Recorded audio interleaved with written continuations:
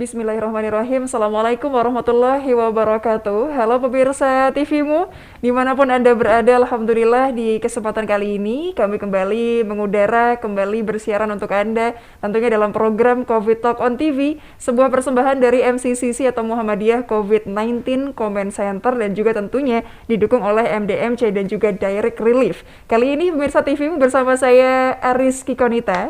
Tapi alhamdulillah di sini tidak sendirian, walaupun di studio sendirian kayaknya nge-host ya, tapi ada di seberang sana, di seberang Zoom meeting kita gitu ya, ada partner sejati nih kayaknya kalau siaran di COVID Talk on TV ya. Halo Den Budi, Assalamualaikum. Halo, assalamualaikum Mbak Konita. Apa kabar Mbak Konita? Alhamdulillah sehat. Den Budi sehat ya? Ya Alhamdulillah. Dan kesempatan kali ini saya berada di shelter. Saya nggak jauh dari tempatnya Pak Toto Sudarto ini sebenarnya. Hanya saya di zona hijau. Pak Toto itu ada di dalam shelter ya. Dan luar biasa kalau saya lihat Pak Toto ini semangatnya. Dan beliau benar-benar menjadi panutan gitu ya ketika beliau Iya. saat ini memilih shelter itu sebagai bagian dari upaya untuk memberikan contoh yang baik, tokoh masyarakat ya, ini tokoh betul itu yang memberikan contoh yang baik pada kita semua, bagaimana kita harus menjadi bagian dari pemutus rantai virus corona itu, Wanita. Siap, siap. Tapi kita tahan dulu Den Budi ya. Insya Allah kita akan ngobrol nanti lebih lanjut dengan Pak Toto dan juga di narasumber kami satu lagi ada Bu Rahmawati. Kita undang dulu Den Budi, pemirsa TVmu yang ingin menonton. Silahkan pemirsa, Anda boleh tonton kami sekarang live di televisi Muhammadiyah dan juga boleh bergabung untuk bertanya lewat telepon dan juga WhatsApp interaktif kami ya di 0852 2507 9119. Dan kali ini kita akan diskusikan terkait bagaimana Jogja yang kondisinya sekarang ini cukup genting. Kalau dulu kita sempat diskusikan bagaimana kondisi Kudus, kondisi di Pati. Kali ini kita akan diskusikan bagaimana kondisi di Yogyakarta dan usaha kita nih pemirsa TVmu untuk isolasi mandiri di shelter. Kali ini sudah hadir ya Den Budi, ada Pak Haji Toto Sudarto yang merupakan Wakil Ketua PDM Bantul. Assalamualaikum Pak Toto. Halo Pak Toto, Assalamualaikum. Halo Pak Toto. Oke, sepertinya masih Ya, belum Pak Toto masih kendala tertangkap teknis sih. audionya. Iya betul. Nah ini sudah tuh. Siap. Sambil menunggu ini ya, koneksinya baik dengan Pak Toto. Insya Allah kita sapa dulu yang di seberang juga ada Bu Rahmawati Hussein yang merupakan Wakil Ketua dari MCCC dan juga MDMC. Bu Rahma, Assalamualaikum. Halo Bu Rahma, Assalamualaikum. Oke, seperti ada kendala koneksi nih kayaknya dengan narasumber kami. Mungkin sambil dicek lagi, Bu Rahma, Pak Toto, Assalamualaikum. Waalaikumsalam warahmatullahi wabarakatuh. Oke, Mbak, siap. apa Mbak? Alhamdulillah. Ya, Iya. alhamdulillah sehat walafiat. Saya berada di shelter PKO Muhammadiyah Bandel, tepatnya di Gose Shelter. Saya Hmm, bersama istri saya oke. sama-sama sama-sama positif Wah, COVID-19 baik, setelah di swab antigen tadi malam. baik. Begitu, maka tidak ada yang nyusul saya ke sini, adanya yang jemput untuk pulang. Baik, berarti kondisinya sekarang positif semenjak tadi malam ya Pak Toto bersama istri di sana ya? Nah, ya, betul, betul. Oke, tapi kondisinya gimana sekarang? Emang ada sesuatu hal yang kayaknya kurang nyaman atau sehat sekarang kondisinya? Saya flu biasa, Flu biasa. istri saya, istri saya itu malah sama sekali tidak merasakan apa-apa, tidak Mhm. sakit apa-apa, jadi OTG begitu. Namun hasil swab antigen menyatakan bahwa positif, maka saya sejak tadi malam tidak pulang. Saya berada di shelter. Oke, baik. Insya Allah segera pulih Pak Toto. Tapi semoga Amin. walaupun sedang diisolasi di sana bersama istri bisa berbagi cerita juga ya Pak Toto ya. Siap. Kondisinya kira-kira seperti apa di sana. Siap, kita sapa Bu Rahma. Tadi sepertinya masih ada kendala koneksi. Bu Rahma, Assalamualaikum. Waalaikumsalam warahmatullahi wabarakatuh. Siap, kabar sehat Bu Rahman J? Alhamdulillah sehat. Saya di Alhamdulillah. shelter UMJ ini. Wah, ini Di lumayan Unires jauh. UMJ. Di Unires UMY. Oke, siap. Ya. Kalau di sana kondisinya gimana Bu Rahma sekarang? Semakin ramai? Saat ini ada 24 dengan saya, pasien dalam tanda petik atau penderita yang sudah terinfeksi COVID, ada mahasiswa, ada dosen, ada tenaga staf dari universitas, dan juga ada keluarganya yang kena COVID. Oke, artinya cukup beragam ya Bu Rahma ya kondisi di sana ya yang kena di shelter UMYNJ. Oke, siap. Iya, ada yang beragam, ada yang OTG, ada yang memang sakit, tapi rata-rata pada batuk pilek semuanya. Sama seperti Pak Toto tadi ya, gejalanya batuk pilek dan juga cenderung OTG. Siap, Den Budi. Kali ini kita akan diskusikan, sebetulnya masih ada satu lagi, Den ya, ada Dr. Eka Yusuf, tapi sepertinya belum bergabung bersama kita. Kita mulai dari mana dulu nih, Den Budi? Ya, ini saya mau ke yang dekat saya dulu sebelum ke Bu Rahmawati Hussein ya, yang lebih jauh dari saya karena sekarang saya hanya bersebelahan tembok dengan Pak Toto. Beliau bersebelahan tembok, beliau di sebelah kiri saya ada di sebelah kanan beliau. Saya ingin Pak Toto, jadi salah satu ikhtiar untuk memutus rantai penyebaran COVID-19 ini kan keinginan kita secara pribadi untuk mau melakukan isolasi ya, sebagian menyampaikan bahwa tentu di rumah itu tidak maksimal kalau kita melakukan isolasi karena ada anggota keluarga yang lain. Nah, Pak Toto mungkin bisa cerita kepada seluruh pemirsa TV-mu di Indonesia sebenarnya bagaimana ceritanya sehingga kemudian Pak Toto memutuskan untuk memilih shelter sebagai bagian dari isolasi untuk memberikan kembali pulih sehat dari virus corona ini, Pak Toto. Nah, Mas Budi dan para pemirsa TV-mu, alhamdulillah saya tetap bersyukur walaupun saya itu sekarang dinyatakan positif COVID, tapi saya tetap bersyukur hari ini sudah sehari semalam saya berada di shelter di Gose Bantul. Dan di belakang saya ada tulisannya. Tulisannya apa tuh Pak Toto? Nah, itu ada tulisannya itu. Nah, terus isolasiku memutus rantai penyebaran COVID-19. Jadi isolasi saya itu salah satu ikhtiar kita memutus penyebaran COVID-19. Nah, kira-kira kalau tidak salah karena saya tadi sudah masuk di grup, kemudian kita diberi diberi instruksi dengan jarak jauh. Alhamdulillah kita bisa laksanakan dengan sebaik-baiknya. Kemudian tempatnya juga alhamdulillah sangat luas. Ini ada pingpong, tadi pagi saya sudah mencoba untuk main main olahraga, ada tempat sholat dan sebagainya.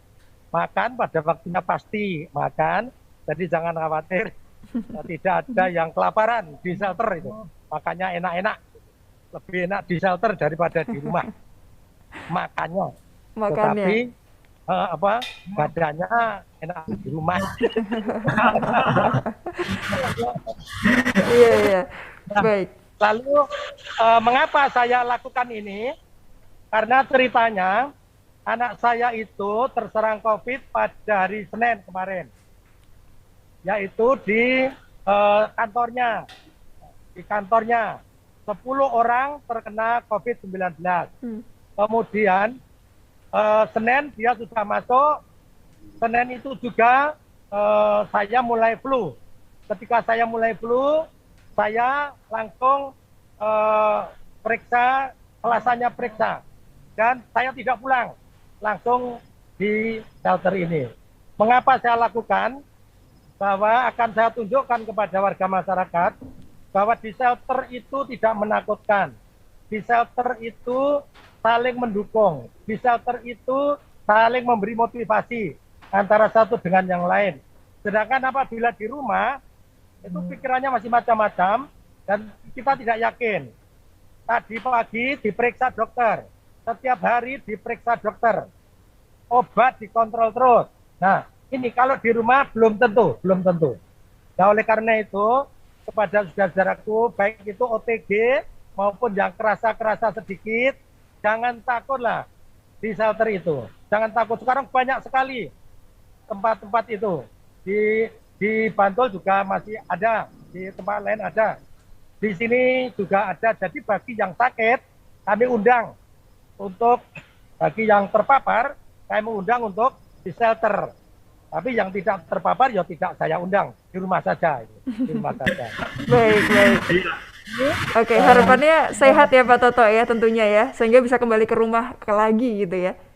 Ya, ya. Siap. Jadi mulai dari anak saya, kemudian saya, Mhm. istri semua, kemudian istrinya anak saya itu malah tidak kena.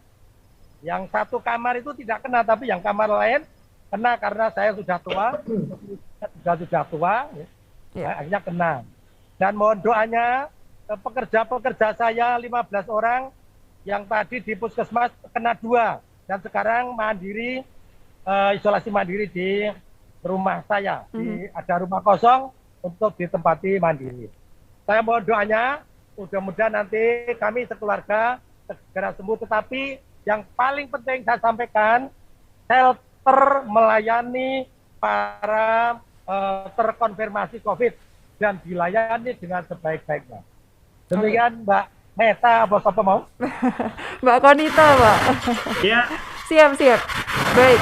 Artinya juga sebetulnya kekhawatiran masyarakat jangan terlalu berlebihan gitu ya Pak Toto ya, sebetulnya baik-baik saja. Kita coba tanya ke Bu Rahma. Bu Rahma sebetulnya yang paling menjadi pikiran dari masyarakat yang belum paham soal shelter, kemudian ketakutan-ketakutan selain tadi mungkin, wah nanti makannya gimana, di sana kumpul sama siapa aja, itu sebetulnya apalagi Bu Rahma yang menjadi kekhawatiran mayoritas orang di Indonesia?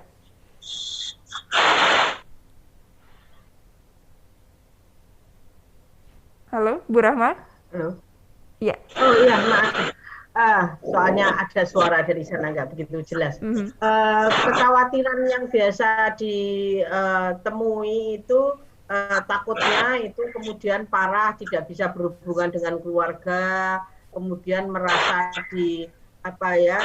dipisahkan, namanya juga isolasi, merasa diisolasi, jadi tidak terhubung ya. Jadi ketakutan-ketakutan itu sebetulnya bisa diatasi, apalagi sekarang zaman media sosial ya. Jadi sangat mudah untuk berhubungan dengan menggunakan media sosial ya. Jadi itu bisa dilakukan. Jadi kadang ketakutannya juga tidak beralasan, atau ketakutannya karena memang yang seperti yang terjadi di Wisma Atlet sekarang ini, nunggunya lama sekali, tidak dapat kamar misalnya ya.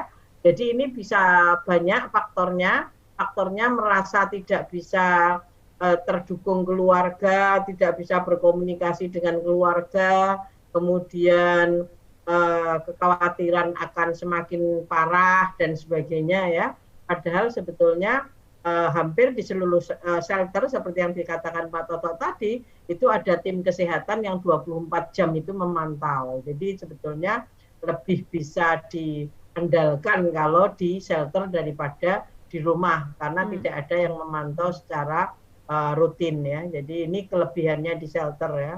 Kemudian di shelter juga meminimalisir tadi, memutus mata rantai, karena untuk masuk shelter tidak semua orang bisa masuk. Mesti ada security-nya untuk menghindari tertular. Kalau di rumah kan kita susah. Misalnya ada anggota keluarga, ada pembantu, kemudian ada yang lain datang, itu kita nggak bisa menolak.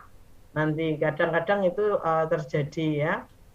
Dan ini yang merepotkan kadang, atau rasa badannya enak keluar, padahal belum bersih dari virus, sehingga bisa menularkan ke lebih banyak orang lagi. Jadi itu resikonya sangat tinggi kalau isoman itu di rumah, karena kedisiplinan orang di Indonesia itu tidak sama ya dengan negara-negara lain. Memang di negara-negara lain tidak disarankan di shelter ya, tetapi orang-orangnya disiplin, keluar juga sangat ketat, dan mereka betul-betul mengisolasi diri sendiri.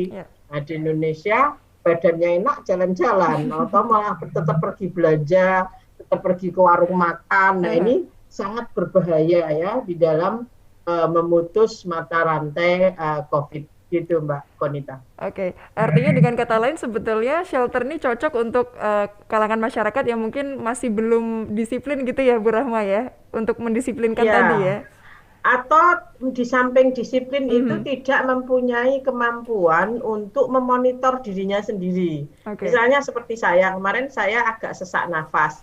Saya kan tidak tahu gimana, kapan saya butuh, misalnya butuh oksigen, apakah saya perlu di ronsen torak misalnya. Itu yang tahu dokter, saya tidak bisa menghakimi saya sendiri ya. Jadi ketika kita itu tidak memiliki kemampuan untuk memahami ya, klinis kita, fisik kita itu akan berbahaya kalau kita di rumah, apalagi yang bergejala. Kalau yang tidak bergejala mungkin bisa di rumah ya. Misalnya saya di rumah juga sepi mungkin bisa, tetapi karena saya bergejala ya, jadi saya memutuskan untuk ke shelter karena dimonitor oleh dokter, kemudian juga fasilitas misalnya itu juga didukung oleh shelter itu. Baik, kita tahan dulu Bu Rahma dan Budi, Pak Toto, dan juga insya Allah tadi sudah bergabung juga. Saya lihat ada dokter di sini bergabung, Dokter Eka Yusuf. Kita tahan dulu dan Budi. Insya Allah kita akan sambung lagi nanti pemirsa TVmu di segmen kedua. Jangan kemana-mana, tetaplah bersama kami dalam COVID Talk on TV.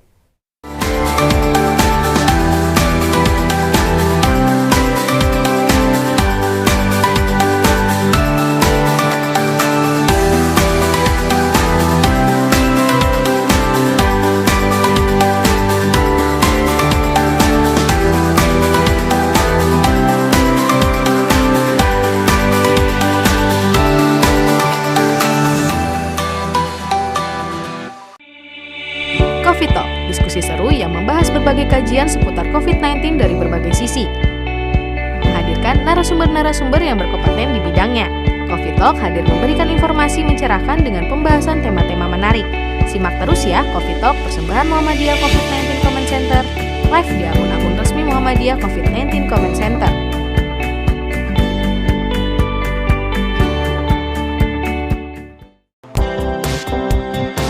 Muhammadiyah COVID-19 Comment Center telah membagikan ribuan masker kepada masyarakat di berbagai wilayah di Indonesia sebagai salah satu upaya untuk mencegah penyebaran COVID-19 di masyarakat. Sebanyak 339.218 masker yang telah dibagikan kepada masyarakat untuk terhindar dari COVID-19. Selalu physical distancing saat di luar rumah agar terhindar dari COVID-19, sehingga keluarga di rumah selalu aman. Bersatu perangi Corona.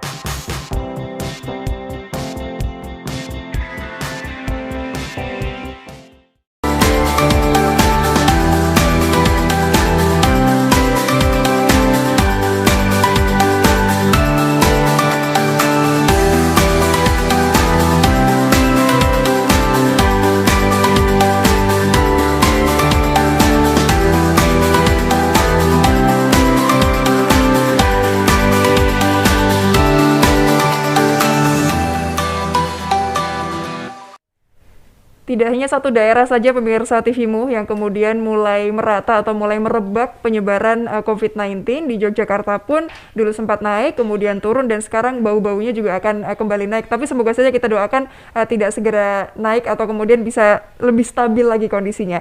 Tadi sudah berbincang tentunya dengan Bu Ama, sudah berbincang juga dengan Pak Toto. Ini sudah bergabung juga bersama kami di sambungan Zoom ada Dr. Eka Yusuf Sing KMSI yang merupakan Kepala Pusat Krisis Kesehatan dari Kemenkes. Assalamualaikum Dr. Eka. Waalaikumsalam warahmatullahi wabarakatuh. Kemarin dialognya waktu urusan haji, aku sekarang udah ditugasin menjadi urusan krisis. Iya. Ketemu lagi teman-teman. Ya, Mbak. Ya, ini saya Mbak Konita, saya mau mengucapkan selamat dulu kepada Dokter Eka ya. Siap. Kemarin beliau sudah bersama dengan Muhammadiyah MCC untuk vaksinasi ya, gerakan vaksinasi. Karena beliau kemarin adalah Kepala Pusat Kesehatan Haji. Nah, sekarang tetap kembali bermuhammadiyah. Memang beliau itu jodoh banget dengan Muhammadiyah karena kali ini beliau sebagai Kepala Pusat Krisis Kesehatan. Sama topiknya pencegahan penanggulangan bencana, krisis kesehatan. Tapi kita naik COVID-19. Nah ini Dr. Eka mungkin bisa cerita kepada kita tentang kenaikan COVID di beberapa daerah di Indonesia ya, terkhusus di beberapa titik di Yogyakarta, di Kudus, di DKI ya. Ini apa pesan-pesan yang harus kemudian kita ambil kewaspadaannya, kesiapsiagaannya agar kemudian kenaikannya tidak terus tapi bisa kemudian kita kendalikan. Bagaimana Dr. Eka? Baik, terima kasih Mas. Ya, pertama-tama saya sekali lagi tadi mohon maaf ya, hadirnya agak terlambat yang pertama. Terus yang kedua, saya berterima kasih bisa bergabung bersama keluarga besar Muhammadiyah ini dalam acara yang sangat kita tunggu-tunggu ya, karena informasi ini bukan hanya dari pusat krisis tetapi juga dari masyarakat dan juga dari beberapa teman-teman sejawat yang memang bekerja di dalam pengendalian faktor-faktor resiko dan juga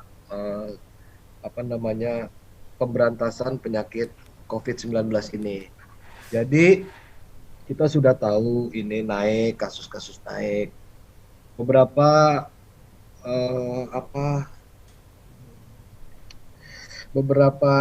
kejadian sebelumnya seperti acara mudik gitu kan, kemudian tempat-tempat wisata dibuka, kerumunan juga dibuka lagi, lebih longgar, mau nggak mau menyebabkan adanya suatu proses penularan ini berjalan. Satu sisi vaksin. Saya di Pusat Kesehatan Haji waktu itu juga diberikan tugas untuk menjadi liaison officer untuk memfasilitasi antara lain Muhammadiyah, UMJ sudah dilakukan vaksinasi, UHAMKA. Saya terima kasih sama Muhammadiyah, luar biasa lah kerjanya. Billahi ta'ala semoga teman-teman semua mendapatkan kemudahan dan kesehatan selalu.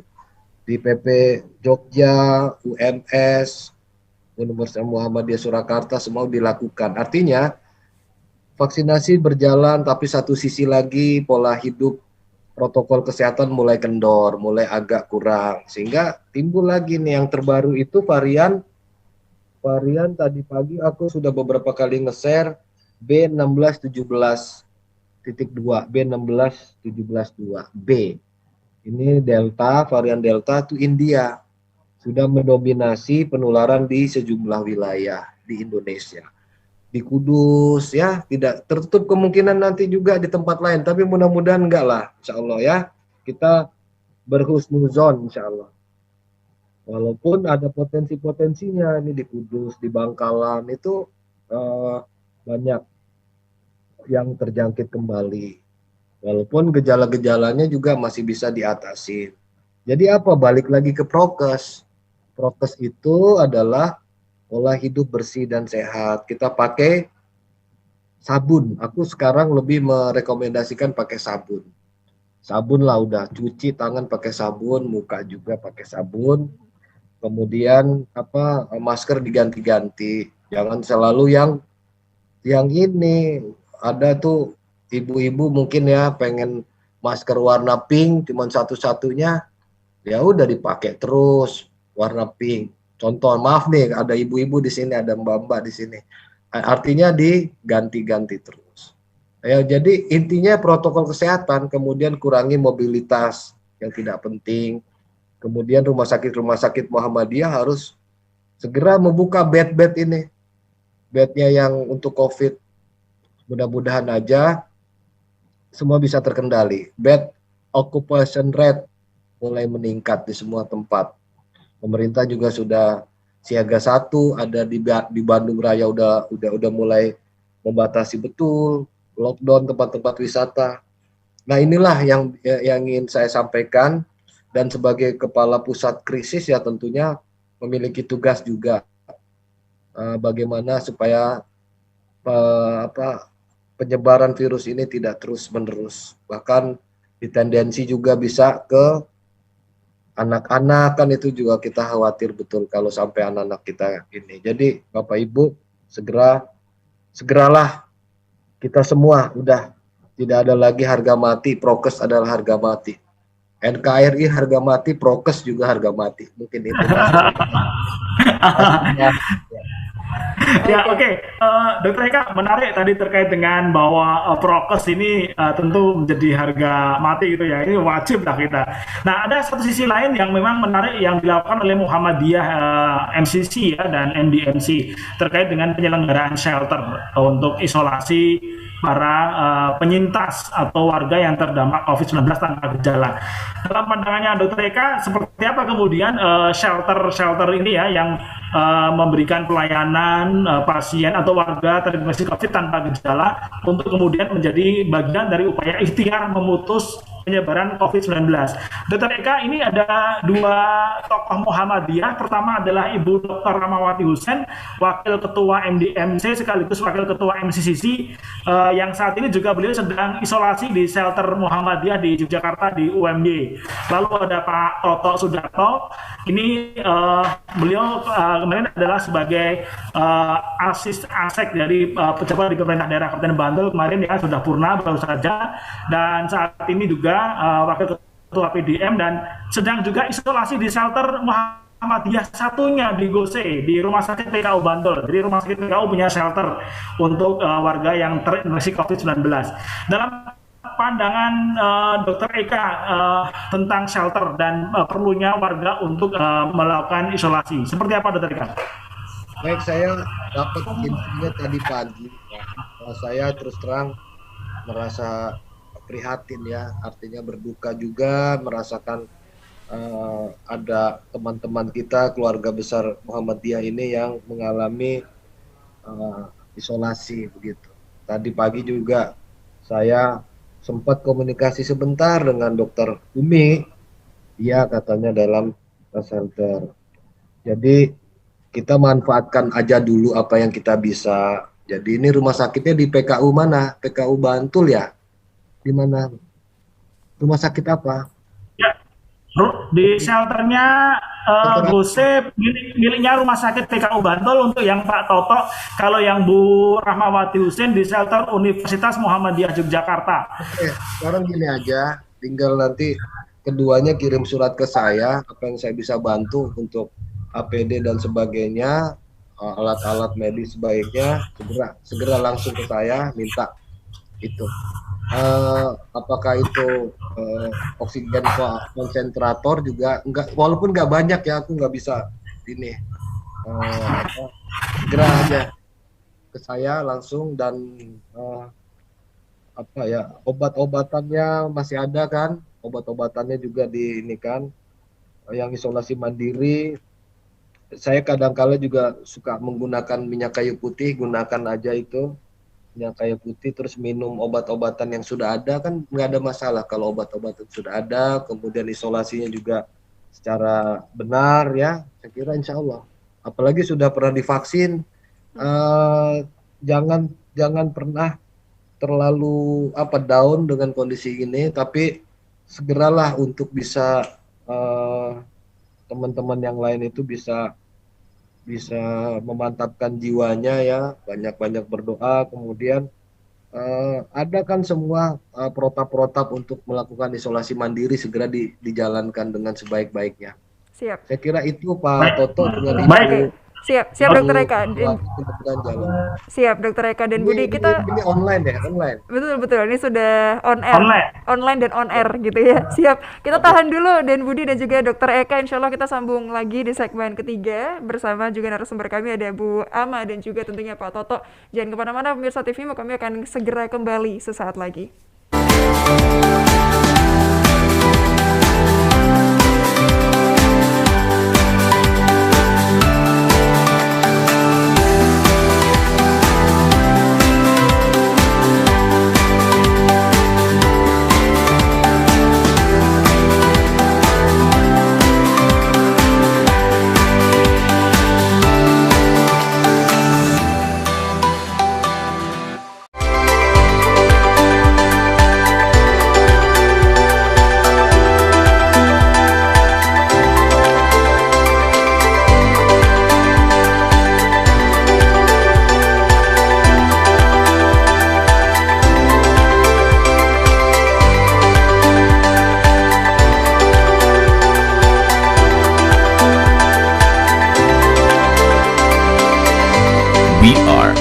UAD.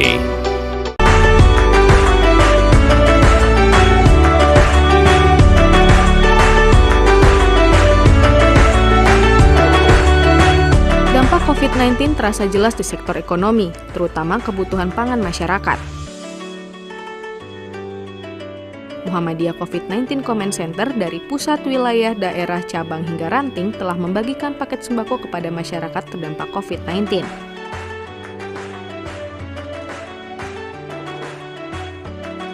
Muhammadiyah mentargetkan ada 1 juta paket sembako hingga akhir tahun. Sampai saat ini, 397.317 paket sembako senilai lebih dari 39 miliar rupiah yang telah dibagikan kepada masyarakat di seluruh wilayah di Indonesia.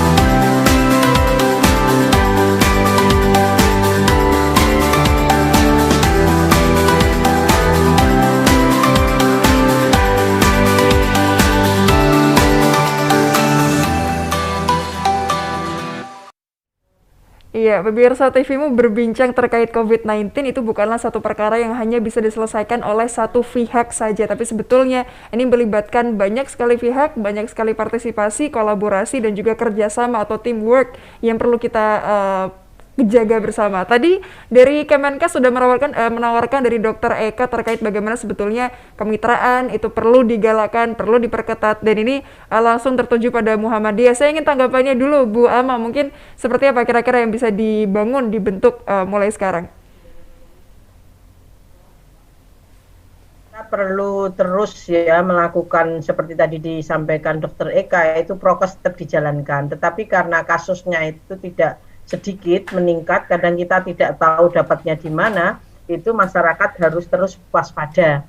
Jadi waspada ini kalau memang tidak bergejala mungkin bisa di rumah, tetapi kalau di rumah juga tidak disiplin itu sebaiknya memang di shelter, karena bisa memutus mata rantai. Karena kalau di rumah merasa enak, kemudian tidak sakit, kemudian jalan-jalan ya atau keluar rumah, dan ini sangat berbahaya, apalagi misalnya ke tempat ibadah, ke pasar, ke yang lain dengan merasa badannya sudah enak ya, karena gejalanya kan hampir sama dengan flu ya, seperti yang saya rasakan juga awalnya flu, dan saya curiga kok sampai misalnya sesak nafas dan saya rapid sendiri misalnya ya ternyata positif misalnya. Jadi ini penting untuk masyarakat untuk mengetahui, memahami gejala-gejala. Kalaupun tidak ada gejala itu tadi prokes itu harus ketat. Dan kalau sudah tidak bisa berdisiplin di rumah, sebaiknya mencari informasi tentang shelter. Kenapa shelter penting? Karena di shelter itu terpantau ya oleh dokter, kemudian kondisinya ya, dan juga ada protokol-protokol yang harus dijalankan sehingga di shelter itu meminimalisir resiko penularan untuk lebih besar. Ini yang perlu dimengerti oleh masyarakat ya, supaya tidak supaya memutus mata rantai. Yang kedua, di shelter juga ada program-program untuk pemahaman lebih lanjut apa itu tentang COVID, bagaimana menangani, dan juga kegiatan-kegiatan yang menunjang ya untuk penyembuhan dengan segera. Oleh karena itu terutama bagi masyarakat yang tidak bisa disiplin itu sebaiknya itu segera ke shelter kalau dirinya sudah mengetahui positif ya. Biasanya orang yang di rapid positif itu PCR-nya positif ya. Jadi ini perlu berhati-hati seperti Pak Toto. Mungkin Pak Toto tidak PCR, baru rapid antigen saja sudah berinisiatif untuk ke shelter ya, karena sudah merasa bahwa terinfeksi ya. Kalau saya memang rapid, saya kemudian konfirmasi dengan PCR ya, dan memang juga positif juga. Jadi oleh karena itu memang sangat penting untuk tetap aware ya. Kalau tidak mampu, misalnya masyarakat yang tidak mampu untuk PCR bisa memberi informasi kepada puskesmas setempat kan, kalau rapidnya positif. Jadi ini penting karena supaya mata rantai penularan itu bisa diputus, apalagi kalau yang sudah terkena virus varian-varian baru lagi. Jadi kita nggak tahu apakah vaksinnya itu bisa mencegah terhadap varian baru. Seperti saya sudah vaksin 2 kali, tapi kok bisa tetap kena? Karena memang di samping banyak varian baru, vaksin itu tidak 100% bisa mencegah orang dari penularan ya. Oleh karena itu menjadi sangat penting bahwa orang tetap menjaga protokol kesehatan.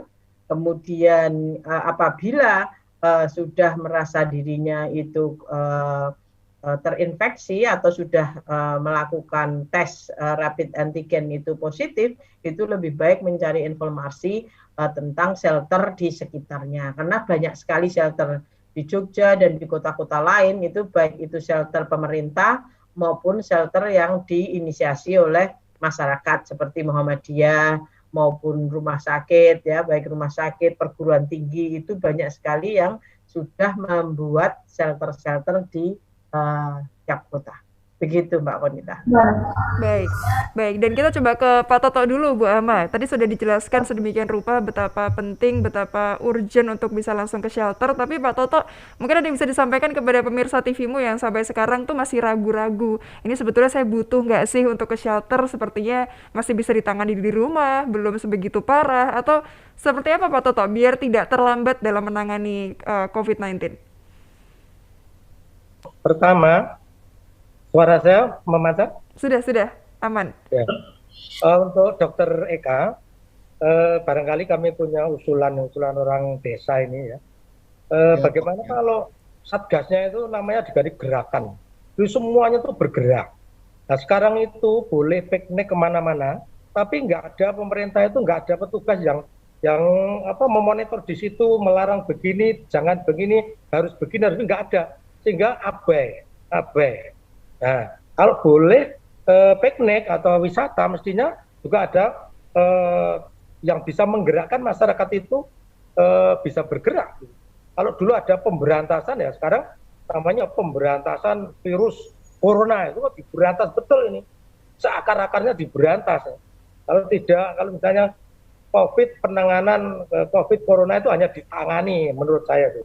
Jadi ini diberantas semua gerakan dari masyarakat kecil sampai yang atas sana, sehingga ada kelihatan. Dulu gerakan keluarga berencana itu berhasil, tapi sekarang nggak ada gerakan lagi, anaknya banyak lagi. Kemudian ada gerakan lagi yang dulu pemberantasan penyakit cacar yang dulu ya, ketika saya kecil, itu petugas itu kan datang ke rumah-rumah terus itu. Nah sekarang enggak ada. Nah mungkin ini hanya kelihatannya kita diberi kebebasan kemana-mana, tapi nggak ada dikendalikan, nggak ada kendalinya, sehingga ya sudah begitu saja. Yang ke tempat wisata ya seperti itu Dokter Eka ya. Jadi mungkin pemerintah kabupaten, pemerintah provinsi atau siapapun itu ada gerakan khusus yang bisa memantau agar nanti tidak banyak lagi yang terpapar ini. Begitu dokter. Dan untuk yang di shelter, mengapa saya memilih shelter walaupun saya baru konfirmasi swab antigen? Ya, karena memang kami ingin tunjukkan kepada warga masyarakat bahwa di shelter itu tidak menakutkan. Dulu teman-teman itu kalau orang sudah pergi tidak pulang itu kan sudah ribet. Pergi tidak pulang itu sudah ribet. Ya. Seperti zaman dulu kalau naik haji itu pamitnya pamit mati itu. Pamitnya pamit mati. Sekarang kan enggak. Nah, kalau orang ke rumah sakit dan dia dijemput itu pamitnya kan pamit mati, dia takut itu. Kemudian memberitakannya kematian, sebenarnya kematian itu antara kematian COVID dan tidak COVID itu ya ada terus. Mungkin naiknya hanya berapa persen. Tapi begitu diekspos besar-besaran, itu menjadi heboh, Saya nggak tahu itu alasannya seperti apa. Tapi harapannya nanti masyarakat itu tidak takut lagi ke shelter seperti saya dan keluarga saya, dan akhirnya nanti shelter itu bermanfaat.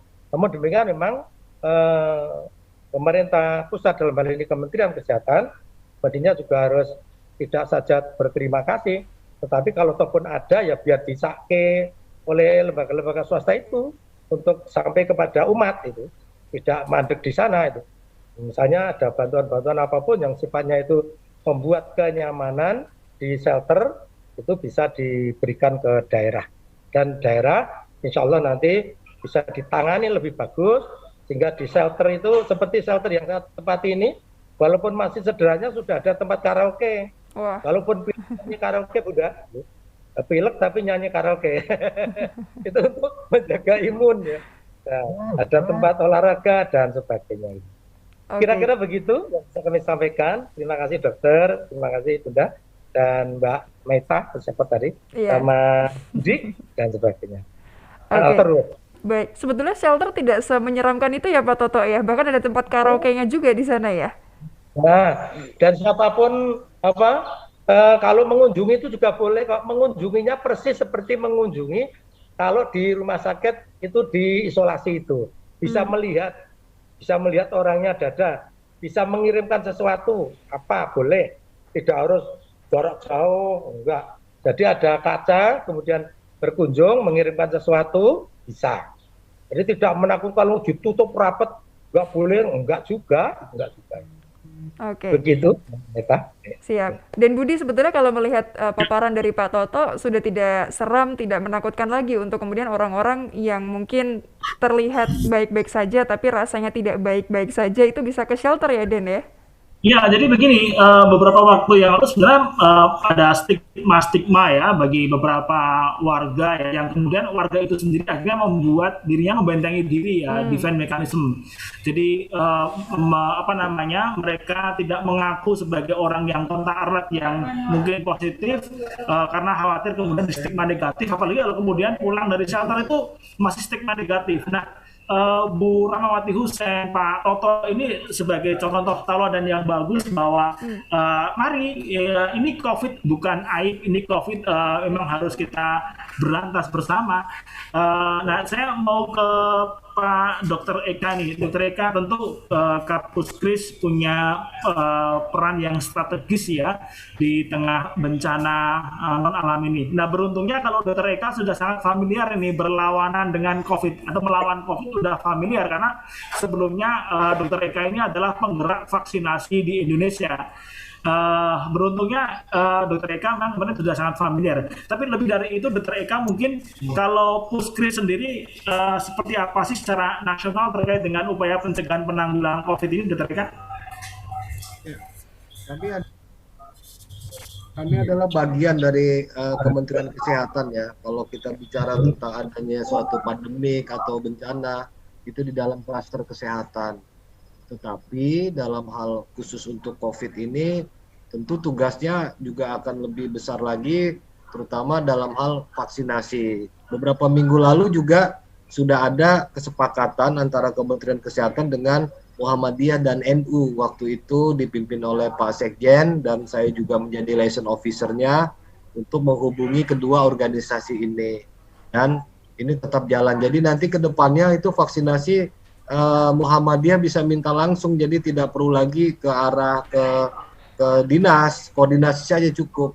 Tinggal diminta berapa vial, berapa dosis, disampaikan ke Kementerian Kesehatan, dan kebetulan saya juga LO-nya. Nah, itu kemudian saya berkomunikasi dengan Pak Dirjen P2P, Dirjen Farmalkes sudah langsung menyiapkan bahwa ini untuk Muhammadiyah. Nah, ini saya kira perlu digunakan dengan sebaiknya. Istilah shelter juga Pak Toto mungkin bisa juga dibuat yang lebih ini, seperti tadi usulan Pak Toto, Satgas diganti gerakan. Ya mungkin shelter diganti dengan apa gitu, rumah rumah isolasi kan, rumah isolasi Muhammadiyah. Dan ini saya kira suatu terobosan bahwa Muhammadiyah itu ini namanya wisma isolasi, Pak. Ya, wisma isolasi gitu. Karena kan serem juga bicara tentang shelter, wisma ya, wisma isolasi Muhammadiyah, dan ini insya Allah wisma mensyukuri nikmat boleh. Jadi intinya Positif, justru hadir di tengah-tengah situasi seperti ini, mendapatkan suatu inovasi yang bagus dan menjadi suatu peran Muhammadiyah bukan hanya untuk warganya tetapi juga untuk masyarakat sekitar yang perlu mendapatkan isolasi mandiri dengan sebaik-baiknya. Baik. Kita tahan dulu di situ, Dokter Eka. Insya Allah kita sambung nanti dulu ya. Mohon maaf dipotong sebentar. Insya Allah kita akan jeda untuk dilanjut di segmen terakhir nanti. Pemirsa TVmu, jangan kemana-mana, tetaplah bersama kami dalam COVID Talk on TV.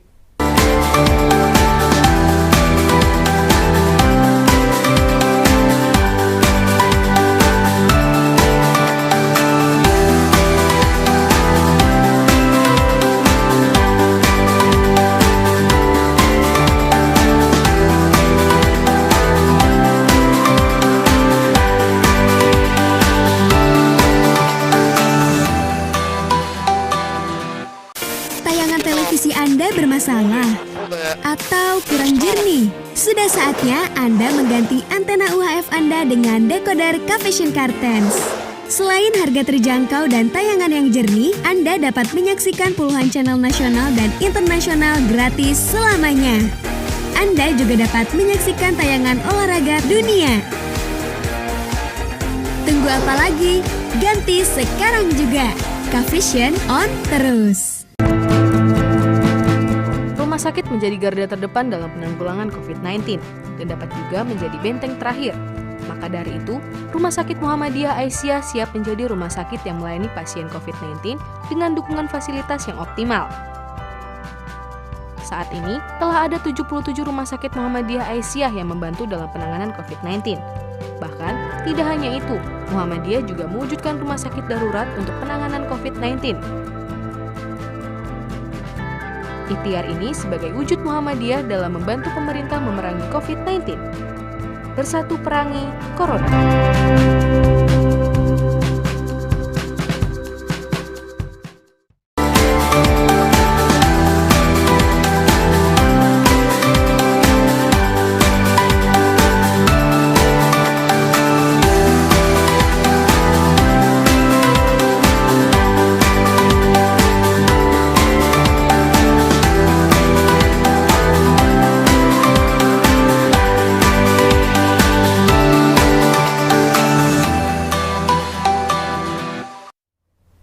Jogja darurat COVID dan usaha isoman di shelter pemirsa TVmu. Kita masih diskusikan tema itu untuk hari ini di COVID Talk on TV dengan 3 narasumber kami, ada Pak Toto, ada Dr. Eka dan juga Bu Ama. Tadi sempat terputus Dr. Eka, mohon maaf terkait tadi setelah sebaiknya ada terobosan ganti nama dari shelter, katakanlah kalau tadi Bu Ama ada Wisma Isolasi, ada Rumah Isolasi Muhammadiyah dan segala macamnya. Berikutnya Dr. Eka, ada apa lagi? Baik, terima kasih Mbak. Jadi saya merasakan terharu ya gitu ngelihat upaya-upaya yang sudah ada dilaksanakan oleh PP Muhammadiyah. Saya berharap betul mudah-mudahan yang ada dalam rumah isolasi atau wisma isolasi ini kembali sehat walafiat insya Allah, dan tetap menggunakan protokol kesehatan, terutama mencuci tangannya terus dengan sabun. Kami dari pemerintah tentu selalu membuka tangan, memberikan suatu komunikasi ataupun apa yang perlu kami bisa memberikan fasilitasi terhadap proses penanganan COVID ini kami persilahkan. Jadi nanti bisa Mas Budi atau Mbak presenter bisa, Mas Budi itu sudah ada WA saya, jadi bisa kita berkomunikasikan langsung. Tentunya insya Allah lah kita nggak lihat, tapi nggak usah berjanji-janji muluk-muluk, nanti tinggal dilihat saja realisasinya, karena udah ada kerjasama yang baik antara kami dengan Muhammadiyah ini. Jadi saya berharap semua masyarakat tetap melakukan isolasi protokol kesehatan yang baik, yang isolasi juga selalu makan makanan yang bergizi, terus kemudian istirahat yang cukup, dan sekali lagi memang lonjakan ini cukup berarti di tengah-tengah masyarakat Indonesia ini, bukan hanya di Jogja, di tempat lain juga, di Sukabumi itu di Pelabuhan Ratu juga seperti itu, ada di tempat-tempat lainnya.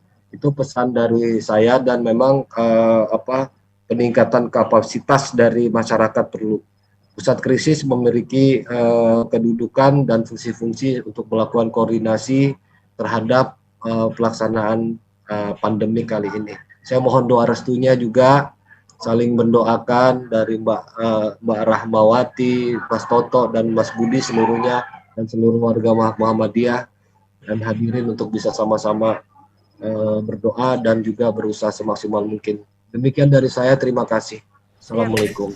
Waalaikumsalam warahmatullahi wabarakatuh. Terima kasih Dr. Eka, sehat selalu, semangat terus ya, ini luar biasa ini. Dr. Eka ini memang luar biasa, kemitraan dengan Muhammadiyah begitu kuat sekali, dan beliau selalu membersamai kita. Saya ingat terus ketika gerakan vaksinasi, beliau selalu hadir tepat waktu untuk membersamai kegiatan vaksinasi di Muhammadiyah. Sehat selalu Dr. Eka. Oke. Dan Bu Rahmawati semua sehat. Amin, matur nuwun, terima kasih. Ya, nah ini sekarang ke Pak Toto dulu deh, karena Bu Ama biar closing sekalian untuk rangkaian ya, bagaimana kemudian gerakan untuk isolasi di shelter dan vaksinasi. Pak Toto, apa nih pesannya Pak ke seluruh masyarakat di Indonesia terkait dengan pentingnya shelter ya untuk memutus penyebaran virus corona? Ibu Bapak, termasuk saudara pemirsa TV-mu, bahwa setiap orang Indonesia kita itu berkewajiban untuk dapat menciptakan situasi yang segera pulih kembali, jauh dari virus. Oleh karena itu, dengan segala kemampuannya, yang bapak juga mengarahkan anaknya, yang istri mengarahkan suaminya, yang suami mengarahkan istrinya, kamu berangkat sana, masuk shelter, kamu periksa, no takut, kamu vaksin, no takut.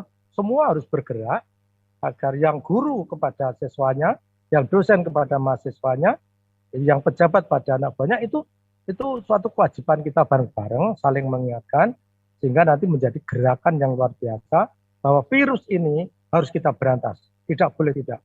Karena ini mengganggu ya. Nah, kalau pun sudah terpapar, itu kita sampaikan bahwa di mana-mana ada fasilitas yang untuk segera kembali negatif, misalnya di shelter. Saya sepakat dengan Dr. Eka ketika tadi usul sudah sekarang diberi nama yang tidak menakutkan, tidak serem ya. Misalnya Gria Syukur Nikmat. Loh, ngopo kok Gria Syukur Nikmat?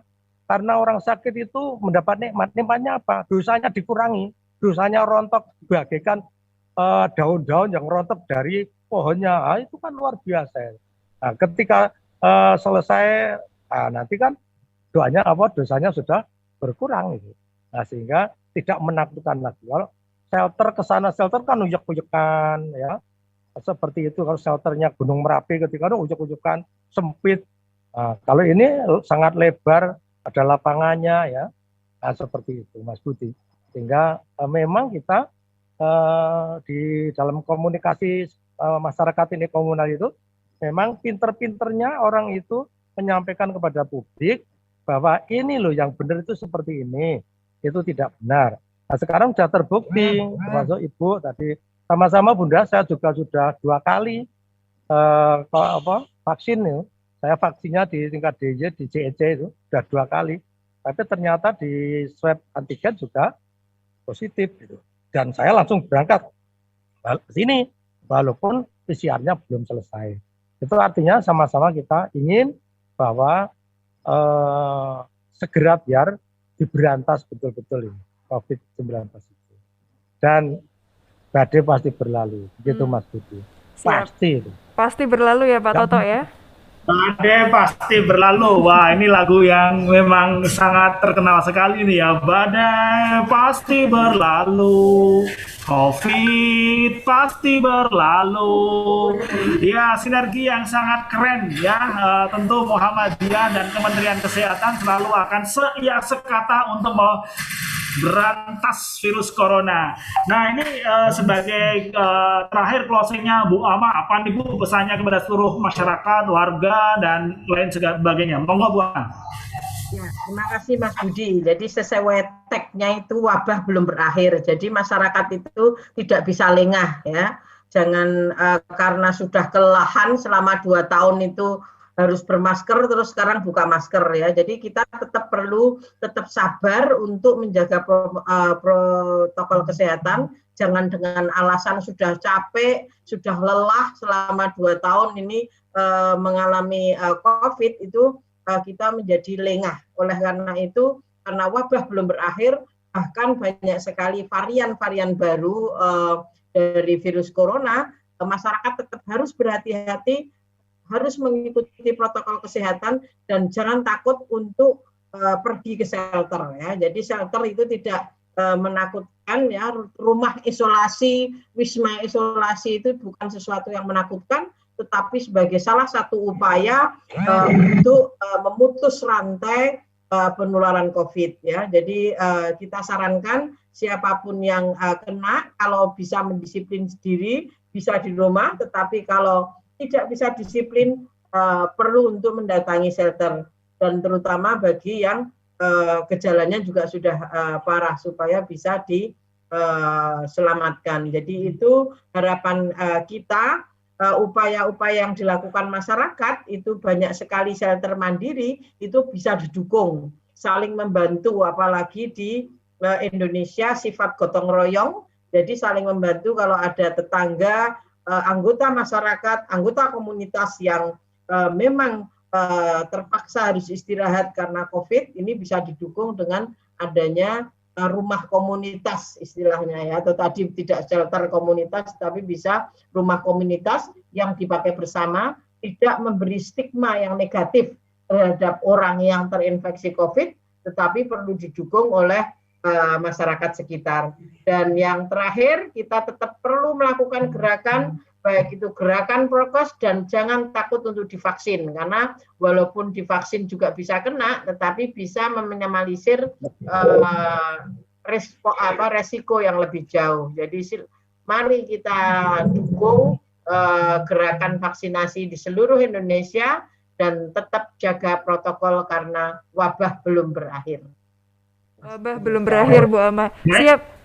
Matur nuwun Bu Ama, ini banyak sudah diberikan lagi-lagi reminder ya Dan Budi ya, agar tidak lupa untuk jaga prokes ya. Oke, siap. Dan sepertinya sudah pas karena sudah di jam 3 ini, insya Allah sudah selama 1 jam. Terima kasih banyak Dan Budi, Bu Ama, Dr. Eka, Pak Toto sudah banyak dibagikan ilmunya. Semoga jadi set reminder untuk kita pemirsa TV-mu agar sama-sama jaga prokes dan juga jangan takut divaksin dan juga ke shelter.